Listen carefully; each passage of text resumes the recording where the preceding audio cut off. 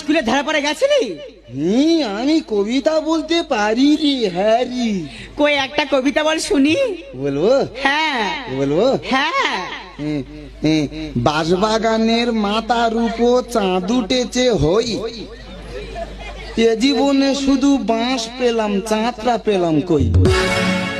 এটা কোন বইয়ে লেখা আছে? এইটা গণিত বইয়ে লেখা আছে। অঙ্কের ছড়া? হ্যাঁ রে, তুই অঙ্ক কষবি খালি ছোড়া বেরোবে, ছোড়া। তা তুই তো এত লেখাপড়া জানিস, তুই আমার দুটো প্রশ্নের উত্তর দিতে পারবি? তুই কি বলবি?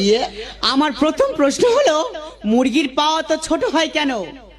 রে, কি কি? মুরগির পা তো ছোট হয় কেন? বেশি বড় হলে তো ডিম নিচে পড়ে ফেটে যাবে। আচ্ছা ঠিক আছে, আমার দ্বিতীয় প্রশ্নের উত্তর দিতে পারবি? কি বলবি? মানুষ কি খেলে সব থেকে বেশি খুশি হয় বলতো? এই